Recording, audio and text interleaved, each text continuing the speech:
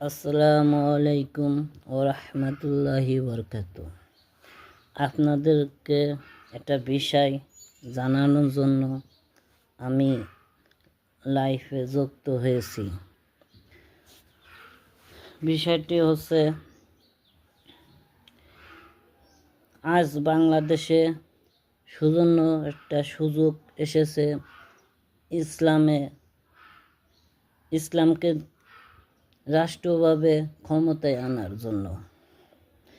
কিন্তু বিগত কয়েকটা দলের কারণে এই বাংলাদেশে ইসলাম প্রচার করা, ইসলাম রাষ্ট্র ক্ষমতা আনার জন্য অসম্ভব হয়ে যাব। এ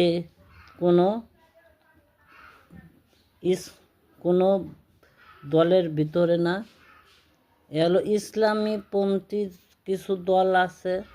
সেই ইসলামী কিছু পন্থী দল ইসলামের বিপক্ষে যাচ্ছে, আর কিছু ইসলামের দল আছে ইসলামটারে বাংলাদেশে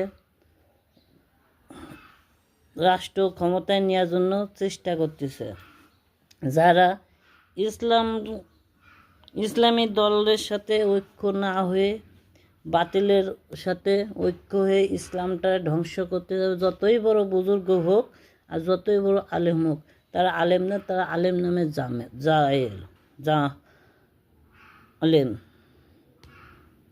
তা আমার একটু অনুরোধ, ওই জালেমদেরকে কেউ ভোট দিবেন না, ওই জালেমদেরকে কেউ না। যারা মতামত থাকতেই পারে, এক একজনের এক এক মতামত থাকতে পারে। ইসলামের ক্ষেত্রে সব একমত হয়ে যারা কাজ করবেন তারাই হলো প্রকৃত ইসলামের পক্ষে।